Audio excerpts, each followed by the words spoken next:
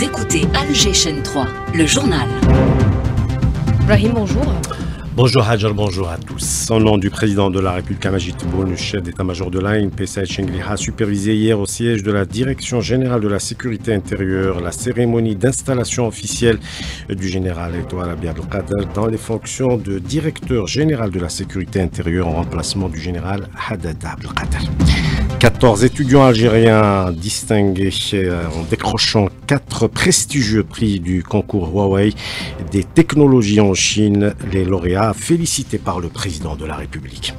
Lutte contre la contrebande et le commerce transfrontalier illicite. Les douanes algériennes font le bilan des activités durant le premier trimestre d'importantes quantités de drogue saisies.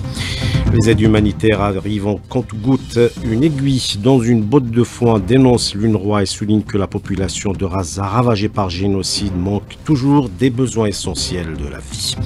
La journée mondiale de l'Afrique ce 25 mai, un continent appelé à relever les défis du développement et faire face aux menaces sur sa sécurité. Et il a marqué le cinéma algérien durant plus de 50 ans, laissant derrière lui une œuvre prolifique. Le moudjahid et cinéaste Mohamed Al-Khadr Hamina a été inhumé hier au cimetière de Sidi Yahya.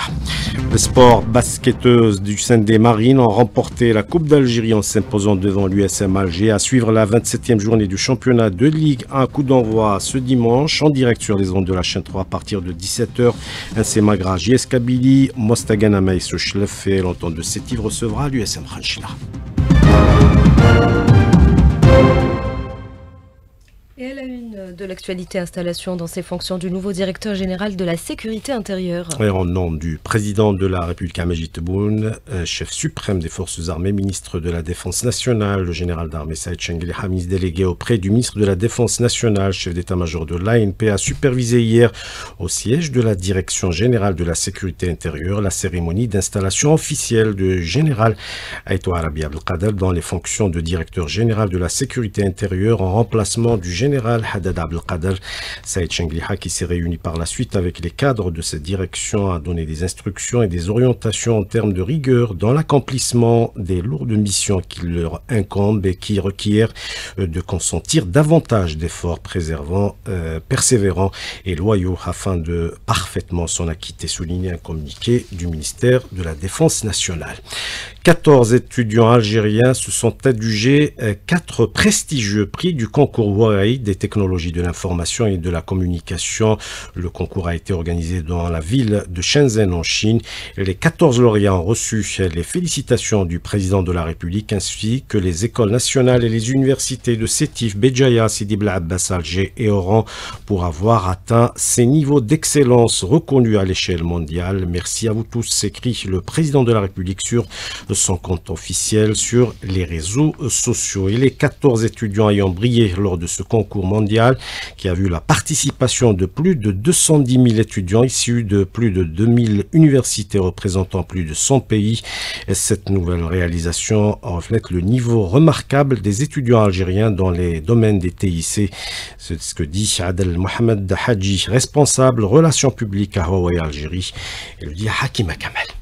Huawei est fier de l'exploit des étudiants algériens qui représentent les différentes universités du pays après avoir remporté le premier prix à la Huawei ICT Competition qui s'est déroulée à Shenzhen en Chine. Les étudiants ont remporté le Grand Prize en Computing et Cloud et le premier prix en Network. C'est l'accomplissement de tout un travail acharné de toute l'équipe avec les différentes universités et les étudiants qui ont fourni un effort considérable. Aussi, ça reflète notre intérêt pour les étudiants algériens. Et on reste avec les distinctions. On va parler à présent du concours sur la cybersécurité. Un concours organisé par le Conseil supérieur de la jeunesse. 300 jeunes ont présenté à l'occasion leurs travaux et solutions dans le domaine de la cybercriminalité. Fodil Ben Hida de l'école supérieure de l'informatique de Sidi Bel Abbas a décroché la première place. On l'écoute au micro de Ismaël Memouni. Nous avons obtenu la première place après 9 heures de compétition. Grand merci au Conseil de la jeunesse pour cette initiative. On est satisfait en espérant qu'il y a plusieurs événements de ce type. On va appliquer nos idées sur le terrain. Dans cette participation, il y a des types quelques problèmes de simulation de la vie réelle. On a donné des solutions à des problèmes similaires ou des problèmes de vie réelle. Dans le domaine de cybersécurité, bien sûr. On est très satisfaits. Les jeunes talents sont là pour contrer toute tentative de toucher notre cyberespace. Et ce concours a été marqué également par la signature d'une convention entre le Haut Conseil de la Jeunesse et le ministère de la Poste et des Télécommunications. La convention comprend notamment la formation et le recrutement des jeunes. Smaïl Mimouni. Ce concours a pour ambition de préparer les jeunes à une ère numérique en constante évolution, tout en leur permettant de démontrer leur savoir-faire dans un cadre compétitif. Une initiative portant sur l'innovation et la cybersécurité. À l'occasion, une convention a été signée entre le ministère de la Poste et le Haut Conseil de la Jeunesse. Sid Ali Zelouri, ministre de la Poste. La convention couvre plusieurs aspects dans la formation, l'accompagnement des jeunes. Maintenant, c'est un peu plus structuré en donnant des créneaux au niveau même des skill centers et de l'accompagnement pour à la fois recrutement des jeunes talents. On a une première vague d'une 30aine de personnes qui répondent aux conditions. Et puis on verra par la suite, ça sera incrémental parce que les plus grandes compagnies au monde, ils ont des centaines de milliers d'ingénieurs en cybersécurité. La cybersécurité est devenue un enjeu majeur dans un monde de plus en plus interconnecté. Nordin Wadah, ministre de l'économie, de la connaissance et des startups. Les startups ont un rôle important à jouer. Dans un sens, les startups encadrent ces jeunes-là dans des challenges de cybersécurité de rang mondial. L'encadrement des experts qui travaillent dans des startups est très important. De l'autre côté, les startups présentent des opportunités de recrutement pour ces jeunes talents. Et mieux encore, ce type d'initiative, il nous permet de faire émerger des talents qui étaient cachés dans les universités. Et ces talents-là, avec tous les mécanismes que l'État a mis depuis ces dernières années, peuvent devenir des startups, des micro-entreprises, mais aussi des auto-entrepreneurs. Surtout pour résoudre des problèmes technologiques, notamment dans ce domaine sensible qui est la cybersécurité. L'objectif majeur du concours CTF El Jazair est de permettre de parvenir à de nouvelles techniques innovantes pour défendre la patrie contre tout risque lié à la cybersécurité. Un compte rendu signé Smaïl Mimouni. Et plus de 23 000 opérateurs inscrits sur le système d'information des douanes. Un chiffre révélé hier par le ministre des Finances, soulignant que ce bilan dénote du succès du processus de numérisation au niveau des services des douanes. Dans une interview publiée sur le dernier numéro de la revue Douane, qui est également revenu sur la lutte contre la contrebande et le commerce transfrontalier illicite. Les douanes algériennes, qui font le bilan justement des activités durant le premier trimestre 2025, 206 affaires enregistrées, 313 contrevenants interpellés. Et concernant les saisies, elles sont importantes, plus de 2200 kg de cannabis et près de 330 kg de cocaïne et près de 4 millions de pilules psychotropes. Ces opérations ont été réalisées en coordination avec les différents corps de sécurité. Vous n'aurez plus à vous déplacer à la poste ou au niveau des services des impôts pour payer vos amendes liées aux infractions au code de la route. Vous pouvez désormais les payer avec votre carte bancaire ou Aide Dahabia à travers les terminaux de paiement électronique de manière instantanée et sécurisée 7 jours sur 7 et 24 heures sur 24. Un accord est signé hier en ce sens entre le ministère des Finances, le commandement de la Gendarmerie nationale et la DGSN. Ce service permet la restitution instantanée des permis de conduire et réduit les délais d'attente. Chargé par le président de la République, le secrétaire d'État auprès du ministre des Affaires étrangères, chargé de la communauté nationale étrangère, Sofiane Chaïba a participé hier à la cérémonie d'investiture du président de l'Équateur, Daniel Noboa-Zine, qui s'est déroulée dans la capitale, Quito. Journée mondiale de l'Afrique, ce 25 mai, un continent appelé à relever les défis du développement et faire face aux menaces sur sa sécurité. La célébration de cette journée coïncide avec la création le 25 mai 1963 de l'Organisation de l'Unité africaine, l'OUA, devenue Union africaine en 2002, et depuis l'Algérie ne cesse de réaffirmer sa fierté d'appartenance à l'Afrique et son engagement constant pour les intérêts du continent. Kalima Hasnaoui.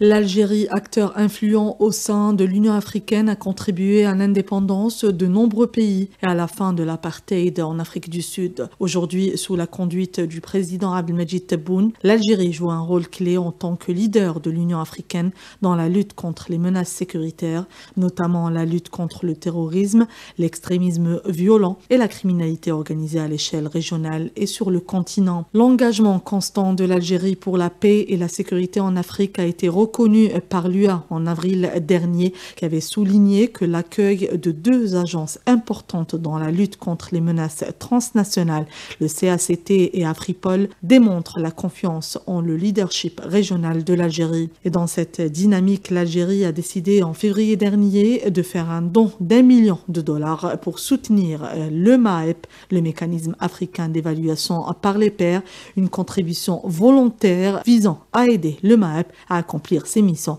à mettre en œuvre les conclusions qui en résultent, avait affirmé le chef de l'État Abdelmadjid Tebboune lors du 34e sommet des chefs d'État et de gouvernement du MAEP où il présidait les travaux. Aussi, la présence de l'Algérie au Conseil de sécurité de l'ONU comme membre non permanent et au Conseil de paix et de sécurité de l'UA lui permet de défendre les causes africaines comme celle du Sahara occidental, pour laquelle Alger insiste sur la nécessité d'une solution politique basée sur les résolutions du Conseil de sécurité et les principes de la charte de l'ONU pour garantir le droit du peuple sahraoui à l'autodétermination. L'Algérie souhaite aussi augmenter le nombre de sièges des pays africains au Conseil de sécurité. Et justement, au plan diplomatique, l'élection en février dernier de l'ambassadrice Selma Malika Haddadi comme vice-présidente de la Commission de l'Union africaine témoigne de l'engagement du président de la République à renforcer les liens africains de l'Algérie.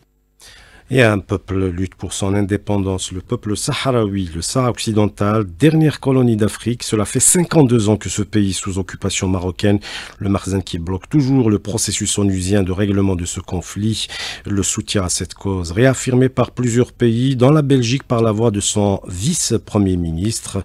De retour des camps de réfugiés sahraouis, Julia Cantes, membre du comité belge de solidarité avec le peuple sahraoui, rappelle que le Sahara occidental est toujours sous occupation marocaine. On l'écoute, elle était l'invitée hier d'une émission spéciale animée par Nesrine Dahamoun. La question du Sahara occidental a été laissée à l'abandon et que c'est un dossier de colonisation qui n'est toujours pas à jour. Quand on regarde la carte de l'Afrique, en fait, ça fait partie, à part pour les territoires occupés palestiniens également, d'un des rares pays qui sont encore occupés et colonisés. Mais la déclaration de Maxime Prévost, c'est de réaffirmer l'attachement de la Belgique au droit international. Qui veut quoi ? Qui veut avoir, à un moment ou un autre, une négociation avec les parties prenantes sur la question de l'autodétermination des peuples. Et que ça ne peut pas être, comme le proposait arbitrairement le Maroc, de donner au Sahara occidental un certain type d'autonomie, qui sont au final des miettes de pain et qui est parfaitement illégale, puisqu'elle est occupante de territoire, mais elle n'est pas l'autorité de ces territoires, elle n'a pas la capacité de pouvoir donner cette autonomie. Et en Palestine occupée, plusieurs organisations dénoncent le blocage de l'acheminement des aides humanitaires aux Palestiniens de Gaza par l'entité sioniste. Les aides humanitaires arrivent en compte-gouttes, une aiguille dans une botte de foin, dénonce l'UNRWA et souligne que la population de l'enclave, ravagée par un génocide sioniste, manque toujours des besoins essentiels de la vie. Le génocide qui se poursuit. Hier, 50 Palestiniens sont tombés en martyrs. Par ailleurs, le Conseil d'Europe déclare qu'à Gaza, les actes vont dans le sens d'un nettoyage ethnique et d'un génocide. Autour chez nous, le moudjahid et cinéaste Mohamed El-Khadr Hamina, décédé vendredi à Alger, a été inhumé hier après-midi au cimetière de Sidi Yahya à Alger, en présence du président du Conseil de la Nation, Azouz Nasri, du conseiller du président de la République chargé de la direction générale de la communication, Kamel Sidi Saïd, du ministre de la Culture et des Arts, ainsi que des moudjahidines et des personnalités du monde de l'art et du cinéma. Le défunt a marqué le cinéma algérien durant plus de 50 ans, laissant derrière lui une œuvre prolifique. Il remporta la Palme d'Or au Festival de Cannes en 1975 avec son film Chronique des années de Braise, une grande fresque historique en 6 tableaux depuis les premiers mouvements de résistance jusqu'à la glorieuse révolution de novembre 1954. On écoute le ministre de la Culture, Zouhir Balalou. Nous avons perdu une grande figure du cinéma algérien, un homme en or dans l'histoire du cinéma algérien par rapport au film qu'il a réalisé, de grands films, et par rapport au prix qu'il a été derrière. C'est lui aussi qui a vraiment milité pour l'Algérie à travers ses films emblématiques. Nous lui promettons de continuer son œuvre et de créer une véritable industrie cinématographique en Algérie, parce que là on est dans un défi pour revenir au cinéma algérien pendant ces années d'or. Ceci dit qu'on lui a rendu déjà hommage pendant son vivant par le président de la République qui a baptisé l'école supérieure de cinéma à Seul en Algérie en son nom, puis pour pérenniser son nom à travers les générations futures. Et le réalisateur Ahmed Rachdi dit perdre un compagnon de route. Pour parler d'Al-Akhdar, il faut prendre un peu de temps parce que c'est quelqu'un qui a donné au cinéma algérien une palme d'or. C'est un compagnon de route. On a fait tout ce chemin ensemble. On s'est connus pendant la guerre de libération. On a continué après l'indépendance. Je n'arrive pas à croire encore qu'il ait quitté ce monde. Et l'Akhdar Hamine a été un guide pour les cinéastes algériens, selon le réalisateur Belkacem Hadjadj. Ça a été une espèce de choc dans la mesure où des gens comme ça qui ont fait des films, qui ont toujours été là pour nous, qui sommes une génération plus jeune que lui, il faisait partie des indicateurs de pistes. Quand on entend dire qu'un gars comme lui est parti, ça te secoue pour plusieurs raisons. La première, c'est que Houma, c'est de la génération de l'Iqbelna. Donc quelque part, il protégeait le cinéma. La balle donc, qui ne sont plus des jeunes. Donc c'est à nous maintenant d'assurer la continuité et de transmettre aux jeunes générations la flamme du cinéma. Ouais, des propos recueillis par Sida Alifers. Pour rappel, le président de la République, Hamid Tebboune, a rendu hommage dans un message de condoléances au Moudjahid et grand cinéaste Mohamed Al-Akhdar Hamina. Nous sommes à quelques jours des examens du BEM et à un mois du baccalauréat. Comment se préparent les candidats? Élément de réponse dans ce reportage signé Maël 15. Stress et panique s'emparent des candidats. Certains sont bien préparés, mais avouent être désemparés. On est toujours très stressé. Le bac, c'est pas du tout facile. Je garde bien, je mange même plus. راني بزاف ستريسي surtout كي باك بدا يقرب راني نحس روحي واجده وماشي واجده. Si certains sont inquiets voire désorientés, d'autres nous confient qu'ils ont l'esprit serein face au défi qui les attend. Au début, j'étais un peu stressé, mais maintenant je me suis bien préparé. Et je me suis mis dans la tête l'idée que c'est qu'un examen et que j'allais le passer quoi qu'il en soit. Le stress est un état légitime pour les candidats, mais le problème réside dans le comportement de certains parents à l'égard de leurs enfants. Khaled Mouhoub, psychologue. Les parents projettent cette peur en quelque sorte في ولادهم, pas de حكايات هذوك نتاع راني صرفت عليك وكان ما تجيش باك ما نشوفك. Il faut toujours encourager l'élève pour lui dire ce que vous ressentez, c'est quelque chose de normal et c'est réactionnel. Pour le pédagogue Mzian Mriane, des règles et comportements doivent s'instaurer pour mieux gérer cet état de tension mentale et physique qu'est le stress. L'élève, il a l'impression que sa tête est vide et il ne doit pas s'inquiéter. Au moment de l'examen, le cerveau va répondre correctement aux notions emmagasinées. L'élève doit se détendre. Aussi, adopter un bon équilibre alimentaire et avoir un bon sommeil. Durant cette période à fort enjeu, le rôle des parents est essentiel pour aider leur progéniture à mieux vivre ce stress en leur offrant du soutien et de bons conseils, car ils jouent un rôle déterminant dans le bien-être scolaire de leurs enfants. Un sujet signé Maël 15. Du sport avec le coup d'envoi de la 27e journée du championnat de Ligue 1 ce dimanche à 17h. Des matchs à suivre en direct sur les ondes de la chaîne 3. 3 matchs au programme.